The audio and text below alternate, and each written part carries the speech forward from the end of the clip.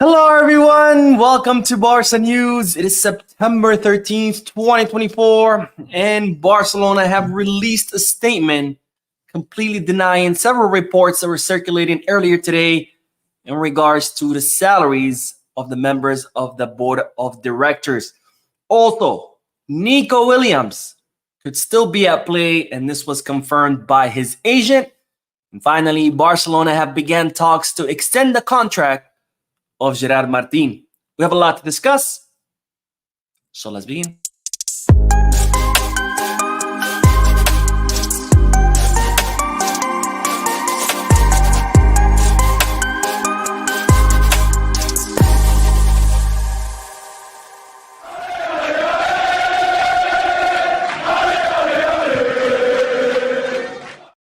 Hello everyone, welcome to the channel. My name is Mo. This is the Barca News live podcast, which is on every Mondays, Wednesdays, and Fridays, where not only do I get to share Barcelona news with you, but I also get to interact with you lovely people in the chat section by reading your comments out loud, answering your questions, and getting a discussion going. For those of you who will be watching when the podcast ends, I will be putting timestamps in the description and chapters in the timeline.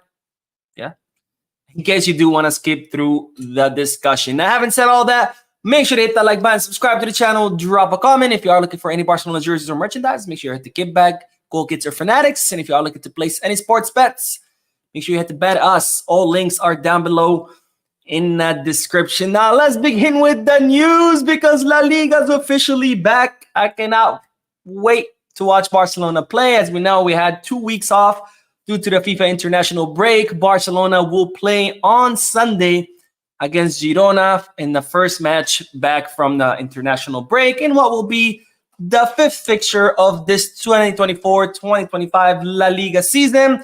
And as far as Barcelona being back, we do have good news. Starting with the Ansu Fati, ladies and gentlemen, completed the group training today. And that, of course, is great news because that means that he is very close to fully recovering. Now, as we know, Ansu Fati began the preseason strong, impressing Hansi Flick. And Hansi Flick decided that he wanted to count on him. Unfortunately, he suffered that fasciitis injury to his foot when he clashed with a teammate during training. He had to miss the preseason tour in the US, and he's been out for 2 months recovering from that injury. And well, today he completed the full group training, which means that he's very, very, very close to be cleared. We're not sure whether he's going to be ready for the match against Girona. That's not fully confirmed. He could be back, maybe not, but they're saying for sure he will be back for the midweek match in the Champions League against Monaco. And I'm very, very excited because, again, Hansi Flick completely believes in Ansu Fati. He believes he can bring the best form of Ansu Fati from before his injuries.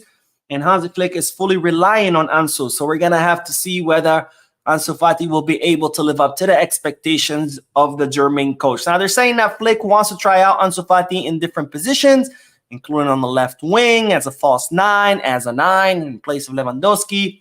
We'll see what happens, but I have to say I'm very, very excited to see Ansu Fati getting closer to coming back to action. Now, more good news because not only did Ansu Fati participate in the group training, but Gavi did once again. As I told you yesterday, Gavi participated in the group training for the first time in 10 months since he got injured. And well, today he did part of his training once again with the group, which means again that Gavi is getting closer to be fully recovered. Now, they're saying that Gavi could be back after the FIFA international break in October. The last match we're going to play before the international break in October will be on October 6th against Alaves. And then the first match back will be against Sevilla on October 20th, followed by the midweek match against Bayern Munich in the Champions League. They're saying that Gavi could be back for that match against Sevilla, maybe against Bayern Munich. Of course, Barcelona don't want to rush him back. They want to be 200% sure that he's fully recovered before he goes back to action. But definitely good news because it looks like Gavi is recovering ahead of schedule. And the last bit of news in this segment is more good news. We're starting with 3 bits of good news, and that is that Raphinha has won the best player in La Liga for the month of August. Of course, I told you before that Flick had won best coach of La Liga for the month of August. Then they announced that Lamine Yamal was chosen as the best La Liga player for the month of August under 23. And well, now Raphinha has been announced as the best player in La Liga for the month of August. So congratulations to the Brazilian, who's had a great start to the season. Hopefully he can continue on the same level, because we're going to need all of our players playing at the best, at their top, at the best form, if we want to compete for trophies. Hopefully Ferran will be next to find his or discover his form. We'll see. But great news as for Raphinha, who has started really strong, and let's hope that he continues on this streak. All right, let's start with the comment section, and then we will talk about the report or the statements that Barcelona had to release in order to deny a report that was circulated in the media earlier today. All right, Sine says from Sierra Leone. Welcome, my friend. Thank you for watching, and thank you for your comment. Money Adam, who says, hello. Hello back, my friend. Thank you again for being on the podcast. And Mahmoud, who says, Mnawari Muhammad. Thank you, my friend. You too. And Emmanuel says, Mo, I'm so happy to get on your live video tonight from Liberia. Is there any good news, Mo? Thank you, my friend, for joining the live stream all the way from Liberia. All the good news. I just told you 3 great bits of news. Ansu Fati looks like he's almost back. Gavi is nearing the final phase of his recovery. And Raphinha winning the best player for the month of August. And Wisdom saying, hey, Mo, how you doing? You should do a video with the Barcelona podcast channel. You two are most logical, level-headed, and least reactionary Barca channels. Also, Vitor Roque scored today. I have that. Wait, the Barcelona podcast channel. Never mind. I was thinking of the Culé podcast, which I've done 2 episodes with him. Had a lot of blast. Really great channel. Check it out. I've never done one with the Barcelona podcast channel, but I'm definitely going to check it out. And, maybe I'll reach out. I don't know who the person is from that channel, but I'll definitely check it out. And maybe, reach out and see if we could do an episode together. So thank you for the suggestion. And yes, Vitor Roque scored today against Real Betis. Great start for the Brazilian. Let's hope that he can find his form. Let's hope that he can finish his adaptation to European football. And who knows, maybe next summer he can come back to Barcelona and absolutely kill it. Because, Vitor Roque was sent to loan on Real Betis for 2 seasons. However, after the first season, Barcelona could recall him for free. So who knows? Maybe Vitor Roque absolutely kills it this season. Maybe Barcelona can recall him next summer. And he can come back and absolutely kill it. And the Matrix says, Vitor and Abde. I'm guessing he meant Abde, not Abel. Scored today, 1 assist by Bellerin. Yes, indeed, my friend. And Mohamed Abu Bakr says, Raphinha is doing superb player of the month. That's impressive. Amen, my friend. Hopefully he can continue to be this impressive. And we'll do one more comment and then we'll get back to the news. But Triple X says, De Jong is back. Our DM will. Our DM will what? Yes, De Jong is... He also completed the group training, but it's not clear when he will be back yet. So he's not going to be back for the Girona match. They're saying maybe the following week. We'll see. I'll definitely keep you up to date. All right, let's get back to the news, because today Barcelona had to release a statement unequivocally denying a report that was initially published. I think it was Sports 3, which is a local channel in Barcelona or in Catalonia, really big media outlet, by the way. But the report that was published by Sport 3 was that Elena Fort had suggested a change to the rules of Barcelona so the directors or the members of the board of directors could get paid. Now, in case you don't know who Elena Fort is, she is a member of the board of directors of Jean Laporta. She takes care of the finance, corporate part, I think, or the finance part. She's actually in charge of the Espai Barca project. And this news report on Sport 3 said that Elena Fort had supposedly presented a bill to change the rules of FC Barcelona in order to allow members of the board of directors to earn a salary. Now, in case you didn't know this, members of the board of directors don't earn a salary. They work completely free, including Jean Laporta as Barcelona's president. He does not earn a salary from Barcelona. He works for free. So do all the other members of the board who were elected with him. Now, executives are different. for example, a CEO, someone that's hired by the club, those people do get paid because those people, they're working a job, right? They get hired thanks to their credentials, and they get paid because it's their full-time job. Members of the board of directors are simply socios, are club members who present themselves to election. They get elected by the other socios. They work for free. So the report was stating that Elena Fort had presented a bill to change that she wanted the board members of the board of directors to get paid a salary because supposedly they were working a lot of hours, very long hours, and that, the fair thing was for these board of directors to get paid, and that Elena Fort wanted to present this bill to the General Assembly, which is coming up, as I told you, in order to debate it and see if he can get it approved, and so the board of directors can start to get paid. Now, immediately after this report came out, Barcelona released a statement completely denying this report, and for some reason, I have misplaced the slide with the statement, but don't worry because I'm gonna pull it up on the FC Barcelona page and I am going to read it to you. Now, let's share my screen. And I'll make this bigger so you can see it good. But the statement reads, on Thursday on the Catalan television program, Onza, information was broadcast on something that FC Barcelona describes as false. The board of directors at Barca have never in their meetings discussed the possibility of its members being paid by the club, and Vice President Elena Fort has never brought this up with the board, nor has it been debated, nor has it created tension between its members, as the program states. As such, FC Barcelona understands this to be a serious attack on the institution and truth. So Barcelona completely denying this report, saying Elena Fort never brought this bill, never mentioned it. No one has mentioned it. No one has even talked about it.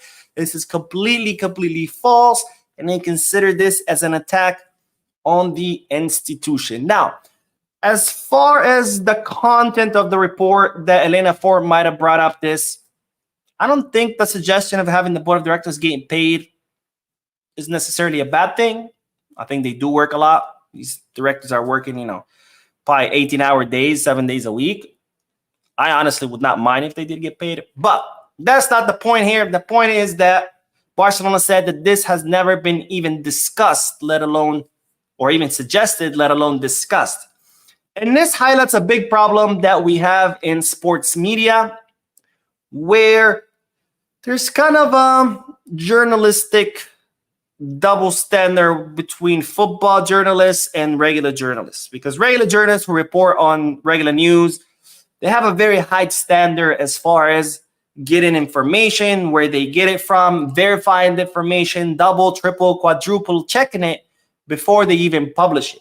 And once it's published, if something comes up that it's wrong, they immediately issue a retraction where they say, I'm sorry, this is what happened, this is why we spread this this lie, and here's the actual truth, we did more digging, etc. And they also always reveal their sources, right? For some reason, when it comes to football journalism, that standard does not exist. Where football journalists, they just, whatever comes across their desk, they publish it. Barcelona is about to sign Kvaratskhelia. Turns out to be a lie. No one even bats an eye. Let's not issue a retraction. Let's not say, oh, we apologize, we got bad information. No, just release it out there. If it's true, great. If it's bad, oh, well, next bit of information, just keep releasing. Eventually, people will forget. And we see that time and time again in football journalism. And this is yet another example, one of the million of examples of a media outlet who's supposed to double, triple, quadruple check their information before releasing it, just releasing it because someone gave it to them. They thought it was, oof, oh my God, this is really great info. Just release it out there. And if it's false, who cares? If it's right, then great. We just got a story on point. And I think that's a big problem that definitely needs to be fixed. Not sure how can be fixed. Maybe more statements like these by clubs, making it very clear that this information is false. Maybe lawsuits. I don't know. Maybe not lawsuits. Maybe not a good idea because, it could be an attack on freedom of the press. But something needs to be done because we see this time and time again. And in fact, this was one of the reasons I decided to create this channel, because every day we're just bombarded by Instagram posts, by Twitter posts, by these articles, spreading all kinds of lies. Barcelona's about to sign this guy. Barcelona's about to sign that guy. And it's like there's absolutely no truth to most of these reports. But it's like there's no repercussions. People just keep publishing whatever the hell they want. And if it's true, true. And if it's not, oh well, people will forget. Anyways, so let's get back to the comment section. And then we will talk about the next bit of news, which is an interview that Nico Williams' agent most recently did, confirming that Nico Williams could still be at play during next summer transfer market. All right, let's see. Where did we leave off? Hamidu says, love you, Mo, man, from the Gambia. Thank you, my friend, for your comment and for watching. Let's see. Triple X says, can't wait for old Ansu to return. Amen, my friend. I really, really hope it works out for Ansu. Poor guy has suffered so much. He's such an incredibly talented football player. He had so much promise. And then all these injuries that happened to him, unfortunately, curtailed his growth. Hopefully, he can bounce back. After all, he's still young. We forget Ansu's only 21. We think that he's older maybe because we've been talking about him for so long because he debuted at a young age, but he's still young. He's 21. He still has his whole career ahead of him. So let's hope he can bounce back and then he can have a successful career like we all thought he would before the injuries. The Matrix says Barcelona players win 3 points for Betis today. Yeah. I don't know if I would count Bellerin as a Barcelona player, though. Abde and... not even Abde, because Abde was... I guess he was one season at Barcelona. Vitor Roque was here for 6 months. I guess. Bellerin was also here for 6 months, so... But at least Vitor Roque is still a Barca player. So I guess in that sense, yeah. Sina says, hey Mo, how you doing? I'm very happy to join the screen from Sierra Leone. Thank you, my friend. And Nelvis says, hey Mo, I truly see Ansu Fati as center forward and the world is not ready for Ansu's explosion. Just imagine the trio of Williams, Fati, and Yamal.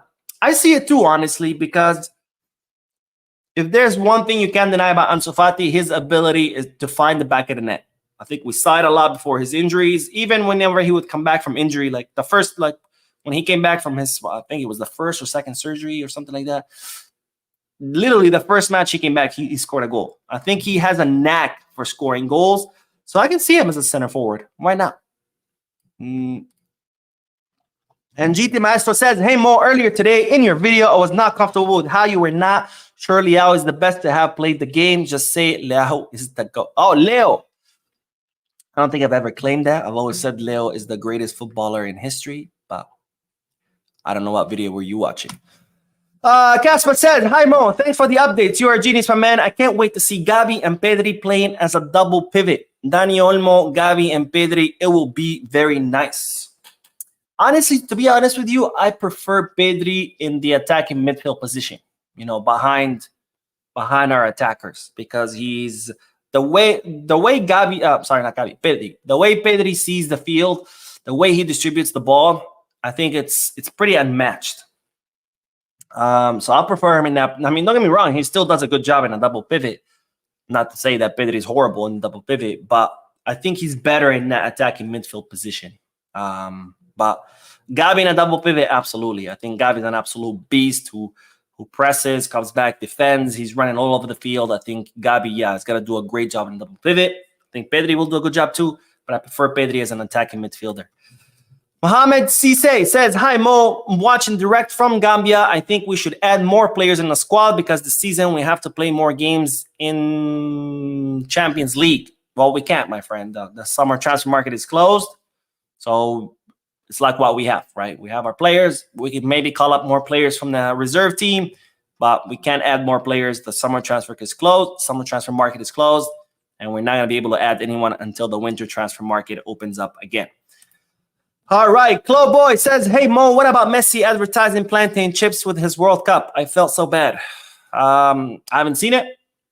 And I don't know if you want to explain more. Why would you feel bad about plantain chips and the World Cup? I love plantain chips. I don't know. If you can explain down below, I'll happily read it.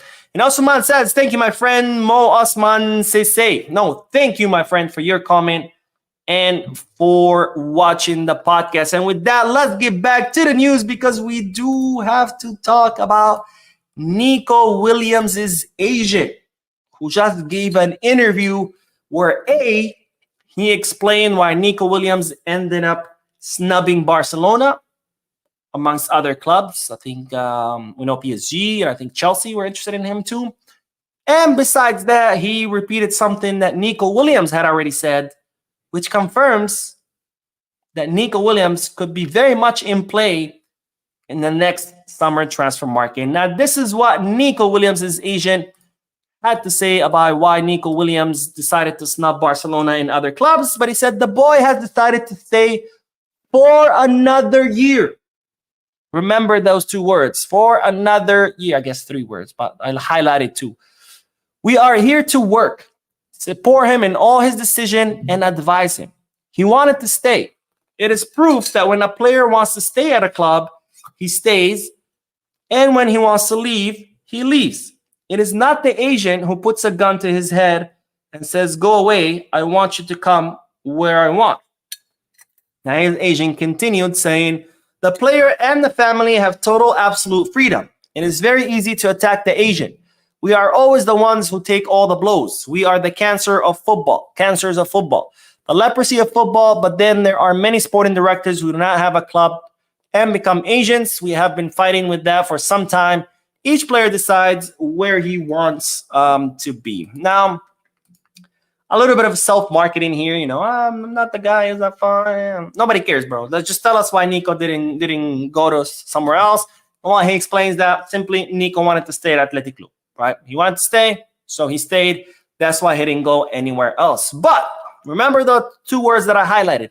He says that he wants to stay for another year.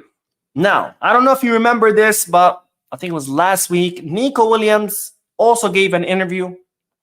And he too said on multiple occasions about how he wanted to stay for another year. He wanted to stay for another year. And he kept saying it. I think he said it 4 times that he wanted to stay for another year. So first we have Nico Williams saying he wants to stay for another year multiple times. And now we have his agent also saying that he wants to stay for another year. Now you might say, Mo, why is this important? Well, it's important because Nico Williams has a contract until 2027. But he's only saying he wants to stay for another year. He's not saying I want to stay until my contract expires. He's not saying I want to stay until 3 more years, until 2027. He keeps saying I want to stay for 1 more year, which means, and it's becoming clear, that looks like Nico Williams is going to want to leave next summer, which of course begs the question. Is Barcelona going to try to sign him next summer if Nico Williams ends up leaving, which is looking like that's what's going to happen.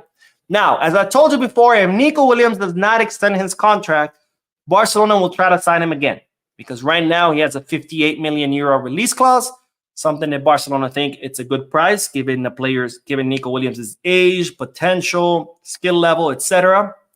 But if he ends up renewing, obviously he's going to renew with a higher release clause, which then Barcelona would pull out of the game because they cannot afford anything higher. So if Nico Williams does not renew, Barcelona will sign up. We'll try to sign him. If not, if he does renew, then Barcelona will pull out of the race. But Nico Williams' agent, the news is that Nico Williams' agent confirming what Nico Williams had already said, which that he's here to stay for 1 more year, which means that Nico Williams will try to leave Athletic Club de Bilbao during next summer transfer market. And if he doesn't renew, Barcelona will try to sign him once again. All right, let's get back to the comments, and then we will talk about Gerard Martin. All right, let's see. Where did we leave off? One Dan says, hey, Mo, what do you think is Ansu Fati's best position? Honestly, I think as a second striker. No, as a false 9. I'll take that back. I think as a false 9 would be his best position. But again, we'll see. This is an Ansu Fati that hasn't played in Barcelona for a very long time. Last season, he was at Brighton. Before that, he was consistently injured. Now we have a new coach who's finding different positions for different players. So we'll see. We'll see where Flick will use him. Flick wants to use him in different positions. We'll see where he works out best. But we're definitely going to see something different, I think, than previous seasons when Ansu was at Barca under Xavi or under previous coaches. Joshua says, hi, Mo. I'm lucky to be awake to comment on your podcast today. Just to let you know, every morning I always look forward to any of your videos posted on YouTube. I'm one of your number one fans. Cheers, brother. Thank you so much, my friend. Thank you for your comment. That is very, very nice of you. And thank you for watching the videos and the podcast. And I'm glad that you woke up today to watch the podcast, because it was very nice to read your comments. And we do have I think it's a super chat, but again, this stupid software cannot see it. But don't worry, I will go back and watch the video on YouTube to see what the sticker is. But Octavio Martinez with the donation. Thank you so much, my friend, for your generosity. And let's see. Cedar says, you should also collab with Barca Boy and Más Que Un Podcast. It would be so interesting to see you guys share opinions and see how your energies mix. I actually did do an episode with Barca Boy. Can't remember when it was. I think it was a few months ago. I think it was still last season. I've never done a collaboration with Más Que Un Podcast. So I'll check it out. Thank you, my friend, for the suggestion. And Rak Abdul says, hi, Mo, watching you live from Ghana. You're genius. Can't wait to see Aziz and Oduro in the senior team. Thank you, my friend. I'm actually very excited about those two players, too. I can't wait to see Aziz and Oduro. I'm sure it's going to take some time because, there's always that period of adaptation, right? They're coming to Barcelona. They have to not only get adapted to the Barcelona style of play, which is very difficult for players who have not come up through the Barca Academy, but they also have to adapt to European football. So I'm sure there's going to be some adaptation period. But yes, I'm very, very excited to see Aziz and Oduro, what they do with Barca Athletic, and hopefully eventually we'll see them with the first team and see what they could do with the first team as well. And I'm also excited about Ibrahim Diarra, because remember, Ibrahim Diarra is also set to come to Barcelona. Of course, Diarra is only 17 years old, so he can't come until he turns 18, which happens at the end of this year in December. We're only 3 months away from Diarra's 18th birthday. And when that happens, Barcelona is also going to sign him. 3 incredibly talented players, some of the most promising talent out of the African continent. So I'm very, very excited to see what all 3 will do. And yes, hopefully we'll see them on the first team pretty soon. And Zio Beak says, I'm sure Nico will be a Barca player next season. Barca went for Nico because they knew he was going to have too many suitors. Hopefully, my friend, I think Nico would fit great. And I think if we have Nico on the left, Lamine on the right, Dani Olmo in attacking midfield, and then I don't know if it's going to be Lewandowski next season, but maybe Pau Victor, maybe Ansu if he finds his form. Imagine if Ansu finds his form, or imagine if Vitor Roque finds his form and comes back, and we have those 4. I mean, they're all pretty young. Well, except Dani Olmo, he's 26, I think. But I think that would be one hell of an attack. I mean, just Lamine and Nico on the wings, that alone is deadly. We saw what they did in the Euros. The 2 of them on the wings were absolutely deadly.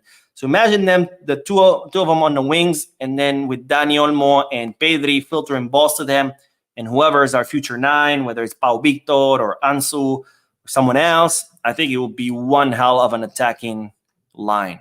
And that would be insane to watch. All right, let's see. One more comment, and then we will get back to the news. But Osman says, oh, wait, I think I already read this comment. It looks like a repeat. Yeah, it says, Mo, do you think Ansu will score a goal on Sunday? I mean, it's not even confirmed whether he's going to play on Sunday. So, I mean, if he does play, sure, it'd be great if he does score the goal, but it's not even confirmed that if he's going to play. Anyway, so let's get back to the last bit of news, and then we'll do more comments, I promise. But the news is that Barcelona have began talks to extend the contract of Gerard Martin. Now, Gerard Martin is someone who became absolutely indispensable for Rafa Marquez in the left-back position last season. In fact, he ended up playing 37 out of the 38 matches for Rafa Marquez. He played all the playoff matches as well. He's a left-back that's tall, that's strong, and that's a left-back that's described as a very solid defensive left-back, and who ended up impressing Hansi Flick during the preseason. Hansi Flick ended up taking him to the US. He impressed some more. And Gerard Martin impressed Flick so much that Flick decided that Gerard Martin would become the substitute of Alejandro Valde, even though initially the club had plans for Alex Valle to be Valde's substitute. And then Valle ended up leaving on loan to Glasgow. I forgot where he went to loan. I think Glasgow. But anyways, Gerard Martin has earned the trust of Hansi Flick. His contract expires in the summer of 2025, so he's in the last year of his contract. And as such, since Gerard Martin is considered as the natural substitute to Balde, Barcelona don't want to miss out on him, and they have already contacted his agent to begin negotiations to extend his contract. Now, yesterday, I told you in yesterday's video that Deco, he gave that interview where he confirmed that Barcelona's next objective will be to renew several contracts. I told you about all the contracts that Barcelona will work on renewing, Pedri, Gavi, Frankie, Araujo, Fermin. And then there was those contracts Barcelona had to make a decision on. Are they going to extend Robert Lewandowski for another season? Are they going to extend Iñigo Martinez another season? And are they going to renew Gerard Martin? Well, it seems like today we got an answer. The answer is yes, which, as I said in yesterday's video, was expected. And now Barcelona have reached out again to his agent, to Gerard Martin's agent, to extend his contract because, again, Barcelona consider him the natural substitute of Alejandro Balde, and Flick is very happy with him because he's kind of like the yin to Balde's yang, because Balde is someone who's very offensive. He's like a dagger in other clubs' defenses. And we see all the damage that Balde does on the left flank with his speed, with his dribbling. And while Gerard Martin is kind of the opposite, where he's a very tall, strong, very defensive, solid left back, like a wall. So that's kind of like a compliment, right? We have, on one hand, Balde, who's very offensive. We have Gerard Martin, who's very defensive. So that's like great for Hansi Flick because then he can alternate them depending on the match. If you have a match where you need to be a little bit more defensive, well, you can start Gerard Martin. If you need a match where you have to attack more, then you can start Alejandro Balde. So it's like the perfect solution for Hansi Flick on that left back position. And as such, Barcelona want to keep him. And they have began talks to extend his contract. All right, let's get back to the comment section. That was all the news, by the way. So we'll do a few more comments and then we will end the podcast. And of course, as always, I will post a video in another hour or maybe two once I get to it because I still have to have dinner. I just finished working. Anyways, let's do the comments. Romain says, bring in Leao. Nico turned us down. Reality is we cannot afford Leao. AC Milan is going to want around 120 to 150 million. That's something that Barcelona cannot afford. Not to mention that's literally double of what Nico Williams would cost us. Mika says, hi Mo, Mikata from Ghana. Thanks for the good work. What do you think of Darvic in senior team? Will there be any call-up from Flick? Flick is very impressed with Darvic. However, he still thinks that he's not ready yet. So Flick thinks that Darvic has a lot of potential, has a lot of promise. He's very skilled, very talented, but he's not there yet. He's not ripe enough, I guess, if you want to put it in those terms. So I guess Darvic will probably spend more time with Barca Athletic, continue developing, continue maturing as a footballer. And then if he continues on the same trajectory, eventually he will be ready for the first team. But for now, Flick doesn't think he is ready. Noel says, hey, Mo, do you see any of our recovering players getting minutes against Girona? Tuning in from DR. All right, let's go. Wait, DR is in Dominican Republic or a different DR? Much love and thanks for keeping us up to date. Thank you, my friend. Do I see any of our recovering players? Let's see. I mean, obviously, Gavi's not going to be ready. Frankie's not going to be ready. So the only one that could get some minutes is maybe Ansu. But again, we don't even know if Ansu is going to be healthy enough to be called up, let alone start. So I guess the answer is no, with the exception of Ansu, maybe. All right, let's see. Joshua says, I think Nico Williams was afraid if Barca will be able to register him or not, and he didn't want to risk coming and not being registered. That's why he's staying another year to see the situation. I mean, that's what they tell us happened. Or it could have been that he just wanted to play another season with his brother. Because remember, Athletic Club Bilbao are playing European competition this season, and there's also the report saying that Iñaki Williams, who's Nico Williams' brother, told his brother, to stay so they can play, one season together in European competitions. So that could also be it. Or maybe it's a combination of both, right? Nicholas says, I see why Bartomeu was stealing from the club. Man wanted to be paid. Yeah, maybe. Or my thought is, and again, this is not information. Don't be like Mo said. This is my opinion, not information. My thought is that Bartomeu wanted to bankrupt the club because the way he was spending the money, like nobody in their right mind spends the money this way. But I think he was trying to bankrupt the club so then he can turn it into a publicly owned entity. Like, so he can then be like, all right, we're completely broke. There's no money. The only way is to sell the club and, turn it into a publicly owned company or a corporation. Because if that had happened, he could have probably earned a lot of money, right? Because as a Soci, the club would be divided into shares. And then as a Soci, depending on what's that Soci, you would own those shares. And then if it goes public, you cash in. Plus, not to mention, just by putting it on the market and doing an IPO, you get a big chunk of like a bonus. I think that's what happened. Again, this is not information. It's just my opinion. But anyways. Hey, Ron. What's up, man? It says, sup, bro? Hope you're well and have a great weekend. Thank you, my friend. I hope you have a great weekend, too. And Timothy says, hi, Mo. Nico's definitely coming to Barca next summer. It's written all over him. The way he associates with Barcelona players, it's like what Henry did after 2006 Champions League final. Hopefully, because like I said, I think Nico will fit right in. And then we'll do one last bit of comment, and then we will end this. But Abdul says, hi, Mo.